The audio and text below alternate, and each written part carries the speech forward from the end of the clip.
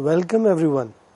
Myself, Dr. Praveen Kumar Pathak, with my colleague Manisha Sharma. Today we are going to discuss a very important issue related with Sustainable Development Goals, its related challenges and opportunities. So dear friends, as we all know that we are today living in a very unprecedented times, also referred to as Anthropocene. So it is now considered by many people in science as a kind of a geological scale where we have entered as human society. So what is Anthropocene?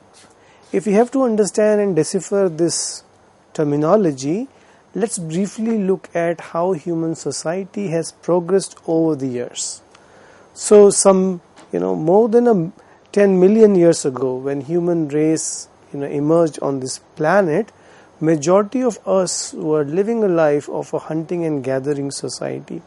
And gradually, with advancement in human technology, with largely trial and error, we started expanding, and the way of living started to change. So we found the quest of fire, then mining, different metal age came, and finally we moved on to agriculture. Agriculture was a very significant stage in the advancement of human society, because through agriculture gradually we started to living in as a community, as a society, in groups. So there was issue of division of labor within household, outside of the household. So in this way, there was a gradual shift in the way human population was living. But post agriculture revolution, as the society of humanity started progressing and came the era of industrial revolution, all these changes led to very different scale of exploitation of natural resources in order to meet the increasing demand of human population. So what happened in 15th and 16th century in Europe was basically that with the innovation of new technology, machines, etc., the exploitation of natural resources started taking place at a pace which was never ever seen in the human history. So as a result of which, there was rapid deterioration in the planetary boundaries, whether it's the change in the natural land cover for different variety of land uses. Gradually the population started moving from rural area to urban areas, and hence this process of urbanization started. Most of this urbanization process emerged first in the developed countries, where if you look at today, majority of these Western societies are almost universally urban societies.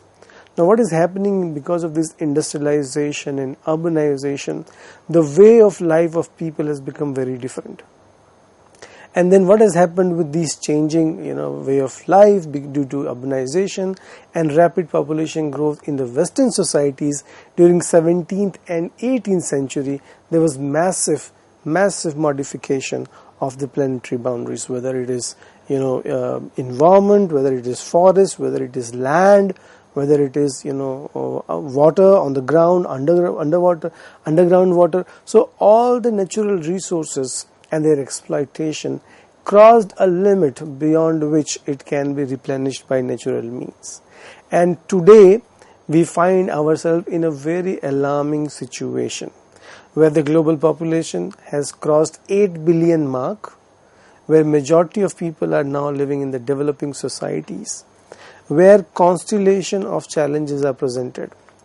Some of the evidences suggest that combined to all the river system that exist in the world and the amount of sediment that these rivers might transport, just because of human mining activity itself, we transport more sediments due to mining than the combined world river system. So this is just one example to impress upon you this fact that the exploitation of various activities that human society has indulged itself into has completely shaken the natural planetary boundaries. So what is happening? Because of these massive exploitation of various natural resources, we have now come to a stage where globally the average temperature in the planet is rising, which we call as global warming. And there are tremendous impact of these changes. It has led to increase in the average sea level on the planet. It has also eroded the ozone layer and also led to the acidification of the oceans. So these are some of the implications of the human activities that we are today witnessing. So by any stretch of imagination, the activities of humankind has now taken a very different proportion in itself. So all these magnitude of changes, many researchers have proposed that this era need to be called as Anthropocene. Welcome to the Anthropocene. So Anthropocene is an era where, due to massive exploitation of resources through advancement of human technology, the various natural ecological systems have found itself in a very precarious situation. So one of the examples is, of course, the way global warming is taking place due to increasing concentration of carbon dioxide and methane and these sort of gases, along with damage to ozone layer and acidifications. So collectively, if you look at some other side, for example, with increasing deforestation, increase in the desertification, these are also alarming challenges. The fertility of the soil has now been badly damaged due to green revolution and increasing demand for food resources. So all these collective challenges present a tremendous problem before the global society. And so therefore, there have been various important environmental movement, which of course started from Western society, starting from by the important writing of Rachel Carson's Silent Spring, and then we had this international conference in Stockholm in 1972, which drew for the first time attention of the global leaders in part of the world to recognize that environmental sustainability is a critical input for the development process to last long. Otherwise, if the ecological and environmental sustainability is not integrated into the scheme of development per se, then the process of development itself will find under a huge crisis. So 1972 was really a watershed movement in the global development story.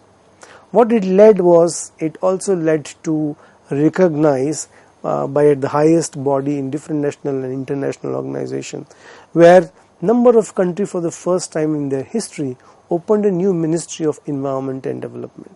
That was the first time, which meant that majority of these countries who were signatory to the outcome of these International Conference of Environment in Stockholm in 72 recognized that any development process at the cost of the environmental issues is not going to be productive in the long run.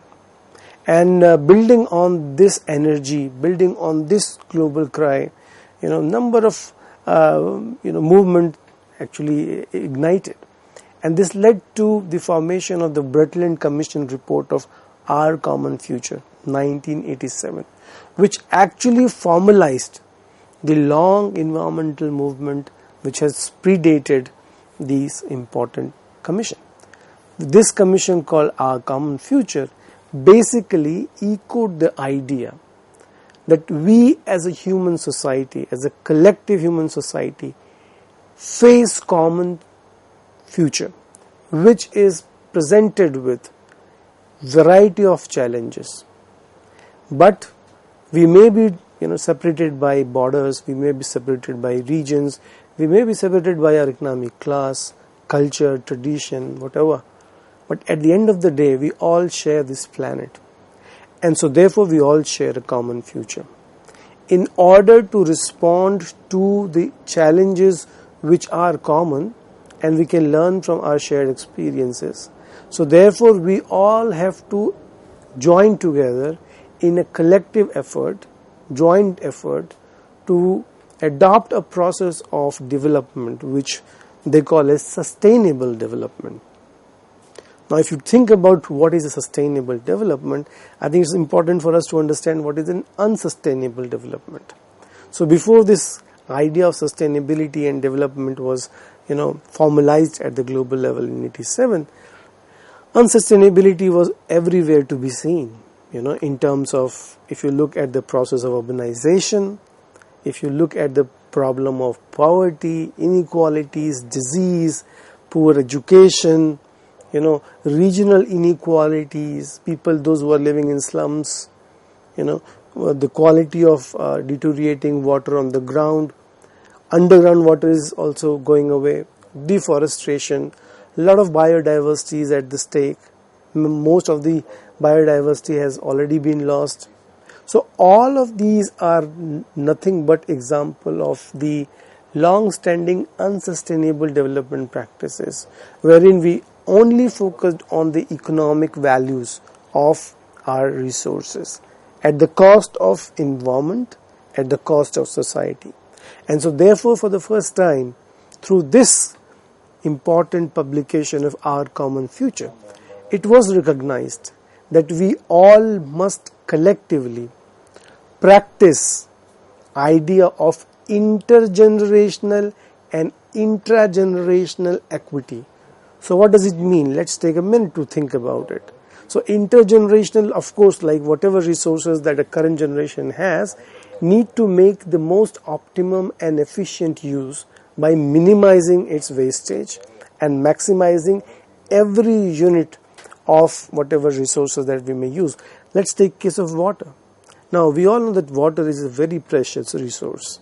Globally, of course, we know that almost 75% of this planet is covered with ocean water, but less than 1% of water is actually available for direct human consumption.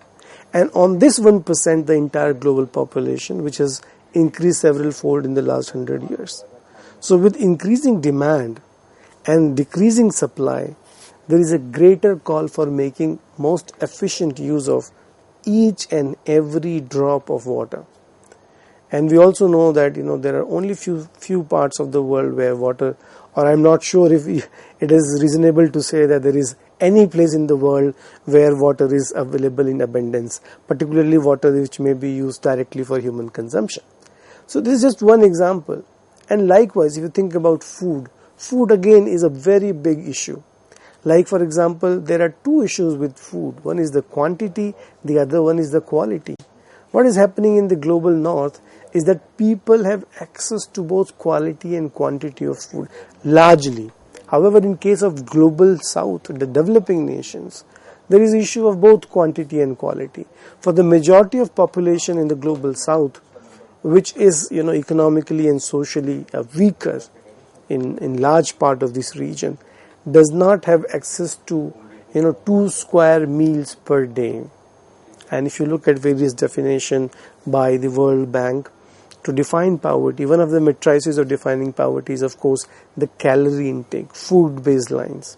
So all this basically suggests that food scarcity is a big problem. And in these ways, there are many similar challenges that we are facing.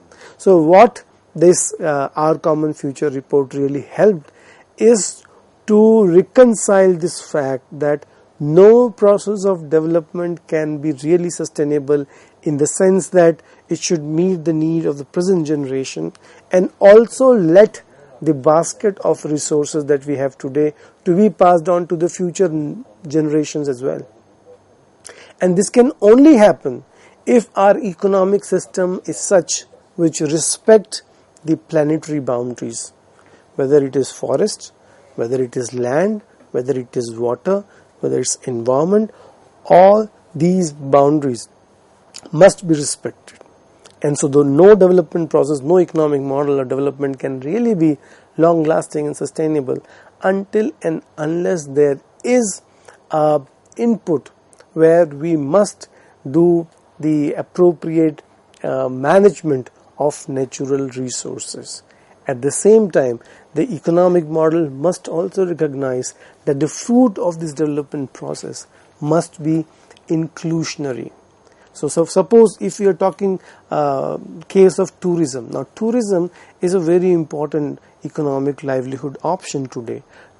However, we see that there are a number of commercial capitalist firms which actually have got tremendous benefit out of these tourism opportunities at the cost of the local population. So there is no point of doing the tourism until and unless only a section of population in a given region is being benefited at the cost of the local population. So if this model of development is prevailing, probably that is not the best ideal in the long run. So we should actually have think about models wherein we ensure economic sustainability, a model that can provide the livelihood option at the longer run. At the same time, it must also include due concern for environmental sustainability, basically means respecting the planetary boundaries, and also different section of society in any region or any country, any society must find some opportunities to get benefit out of this development process. So these are three important pillars of sustainable development, and if any of this pillar is emphasized at the cost of other two, probably then we are defeating this idea of sustainability. So therefore, building upon this Our Common Future report, we had this Agenda 21, the Rio conference, which was very significant, Earth Summit, which was very significant because it also re-emphasized this idea of sustainable development and putting environment into the center of development process. And it was recognized that development at the cost of environment is going to be unsustainable. So this more than 300-page reports of Agenda 21 clearly outlines, how can we address the common challenges of the contemporary world by integrating these three important pillars of economic, social, and environmental sustainability. And this led to the era of MDG, the Millennium Development Goals. Millennium Development Goals also were the offshoot of these, Agenda 21, and then following discussion and debate of how the world can together find and fight common challenges. So a lot of focus was stressed upon poverty reduction, eradication of hunger and poor nutrition. How can we together focus on quality education and universal education? How can we focus on environmental sustainability? Issues of health and well-being was emphasized on a great extent. And finally, the issues of global partnership. Because at the end of the day, when we have to fight these common challenges, it's very important to strike global partnership. Because this MDG's goals were primarily focused on the global south. And because of this focus, the idea was that most of these global south nations would learn from each other's best practices, and they may help to learn and improve their scenarios. So MDG era, which was implemented from 2000 to 2015, had a very mixed report. So for example, it did well on health indicators, it also did well on economic indicators, and partially on gender. However, the progress on environmental indicators was not very appreciable. So a lot of work needs to be done to correct the progress on environmental indicators. So this MDG era led way to the Sustainable Development Goals, which are now being enforced since 2016 to 2030. Now I would like to emphasize one point, that these SDG goals are the political agenda of the global society. So when we say that it's a political agenda, the idea is there is a political agreement across the society, both global south and global north, to fight these 17 common problems or challenges as a united society. So when we say political, it means that there is a will from the part of all the national government to address some of these important challenges. And so therefore, if you look at these 17 goals, which are very critical in order to advance the idea of sustainable future. And then we also had number of other important agreements and agendas, so particularly related with the issues of disaster risk reduction. So we had the Hugo framework, and then we have this Sendai framework of disaster risk reduction, which is very important in the present time. Why? Because we are witnessing that gradually we are living in a time which has become highly uncertain, and the episode of uncertainties and extreme environmental crisis have become more common. So what is happening is that in every part of the world we regularly find these evidences, whether there is a flood incident, there is a drought incident, there is a problem of earthquakes, there is a issue of tsunami. So because of advent of these regular disasters in different part of the world, there is now a gradual shift towards arrangement wherein society must inculcate and the idea of preparedness against disasters. So first is that we must prepare for reducing the risk for disaster. Second is disasters preparedness. So before disaster occurs, society must have advanced arrangement for relief, rehabilitation, disaster, reducing the risk of disaster, and of course disaster management. Whenever this disaster happened, then how are we going to respond? But in the long run, the idea is to mitigate the risk, reduce the risk, and minimize the risk. Now, this idea of disaster risk reduction is directly related with sustainability. How? Because if you see, for example, the issues of urbanization. In urban cities, particularly in the global south, for example, let's take case of a city like Delhi or Mumbai. So these are urban settlements which are of huge size in terms of its population. At the same time, if you see the density of population in these centers, it's mind-blowing. Many settlements, for example in Mumbai, the density of population is more than 100,000 persons living per square kilometers of land area. Likewise in Delhi, this average density of population has crossed 30 to 40,000 persons living per square kilometer of area. For the nation as a whole in India, we have this population density of roughly 380 persons per square kilometers. And if you go to the northeastern parts of India, for example, go to Arunachal Pradesh, it's about 10% per square kilometers of area. So the point is that these urban centers have become so much congested, and the demand for resources, whether it is housing, whether it is transportation, water, sanitation, health, etc., has crossed such a huge level that meeting the basic minimum demands of population in these societies is a huge challenge. And so therefore disasters have become a regular visitors, and there is now a greater need for disaster risk reduction, particularly in the urban centers.